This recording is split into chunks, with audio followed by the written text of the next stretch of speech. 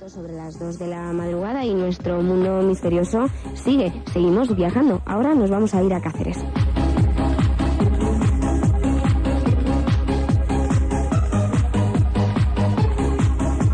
Allí, de nuevo, vamos a conectar con nuestro director, Manuel Carballal, quien ha ido a Cáceres para charlar con Mónica Nieto, con una persona que tiene poderes psíquicos, que tuvo mucha repercusión, Bruno, a finales de los años 80, pero que de pronto desapareció de los medios. Y vamos a conocer ahora, de la mano de Manuel, qué es lo que hace. Manuel, buenas noches, ¿estás ahí ya?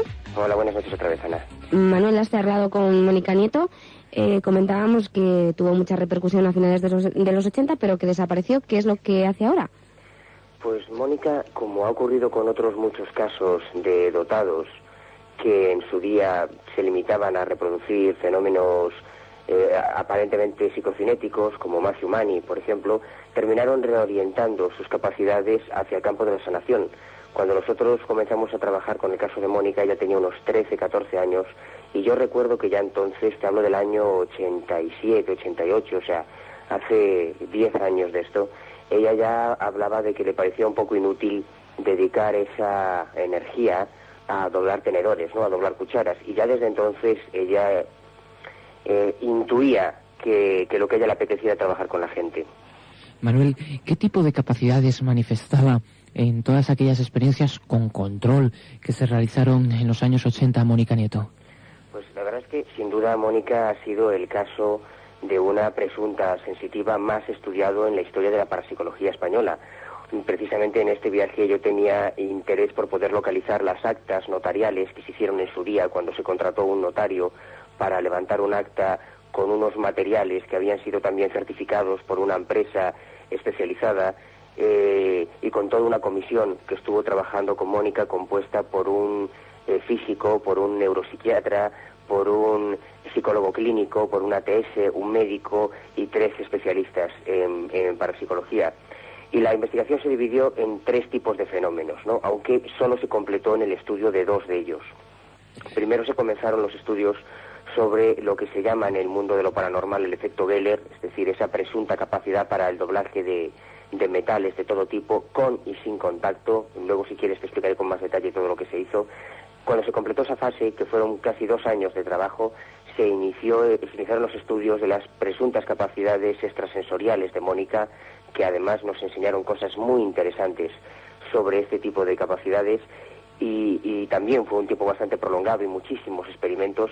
Y luego empezaron los estudios con el tercer tipo de fenómenos, que eran precisamente esas capacidades para el diagnóstico de supuestos problemas físicos en las personas, y con el tiempo ahí se diluyó la investigación y esa fase nunca terminó de completarse. Manuel, ¿es habitual que los dotados psíquicos acaben dedicándose a la curación?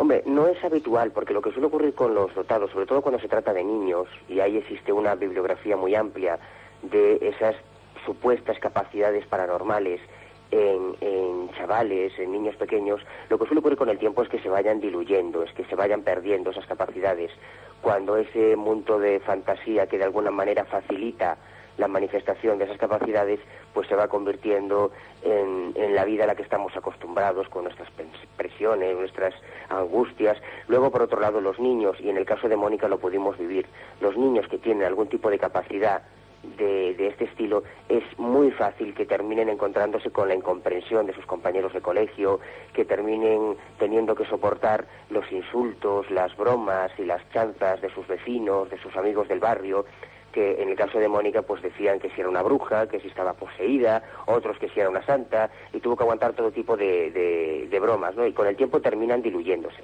Lo que sí ha ocurrido en algunos casos, antes citaba al inglés Matthew Manny, es que terminan reorientando esas capacidades extrasensoriales o esas capacidades paranormales hacia el campo de la sanación, lo que a ellos de alguna manera les hace sentirse más útiles, ¿no? Otro caso, Manuel, quizá el más conocido es el de Uri Geller, un caso vilipendiado por los escépticos, y sin embargo tú le tuviste en la versión televisiva de Mundo Misterioso, en la televisión gallega. ¿Qué impresión te causó Uri Geller a ti personalmente? Pues la verdad es que la misma desazón que me producía el caso de Mónica, porque es mucho más cómodo desde el punto de vista racional es mucho más gratificante para nuestra estabilidad el poder encontrarle la explicación a los casos siempre, ¿no? De hecho, eso es un poco lo que buscamos. Y tanto en el caso de Geller como en el caso de Mónica, yo personalmente siempre parto del supuesto de que hay una explicación convencional para este tipo de historias. Lo que ocurre es que en el caso de Geller, mis prejuicios, nosotros preparamos todo el programa un poco para demostrar el fraude de Geller, como su día demostramos el fraude de Schiaretti o el fraude de José Manuel González o tantos otros fraudes de supuestos dotados que en realidad usaban trucos de ilusionismo, y la verdad es que no se lo tiro por la culata.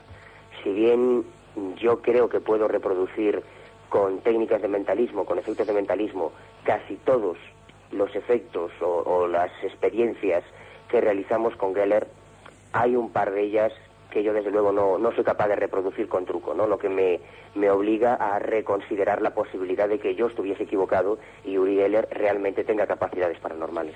Manuel, ¿y existen otros casos documentados de personas a las que no se les hayan descubierto truco en esos experimentos con control de laboratorio y que demuestren efectivamente que tienen capacidades extraordinarias? Pues a mi juicio son dos cuestiones muy distintas. Una es que no se les descubra truco y otra es que tengan esas capacidades. A Schiaretti, por ejemplo, nunca se le descubrió truco pues hasta que se lo descubrimos. Es decir, hasta que se realizó una investigación un poco más rigurosa o hasta que un ilusionista pues pudo meter mano en el asunto. Porque el problema, si bien es muy interesante desde el punto de vista científico, si quieres, o parapsicológico, estas actas que yo tengo ahora notariales con los experimentos que se hicieron con Mónica, desde el punto de vista de un escéptico a priori, tampoco demuestran nada, porque a un notario se le puede engañar exactamente igual que a cualquier otra persona, ¿no? Es importante por eso que siempre haya un mentalista u otro tipo de ilusionista presente en este tipo de casos. Yo creo que es fundamental. Pero sí es cierto que en otros muchos casos no se han encontrado evidencias de fraude o no se han encontrado siempre. Porque dentro de el contexto en el que se dan todo este tipo de historias, cuando por desgracia un dotado, un sensitivo, salta a los medios de comunicación y cambia la rigurosidad de un laboratorio por un plato de televisión, por ejemplo, de alguna manera se crea un compromiso, tanto emocional como a veces económico, en ese dotado que, pues bueno, si en algún momento pues no le funcionan sus capacidades, digamos que siente la tentación de forzar ese efecto, aunque sea utilizando trucos, que es lo que yo estoy convencido que ha pasado con Uri Geller en muchas ocasiones. Pero en el caso de Mónica y otros muchos casos, yo al menos no he encontrado evidencias de fraude.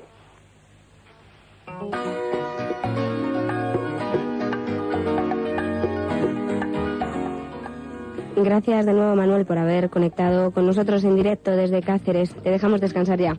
Un beso, Ana. Un abrazo a todos. Hasta luego.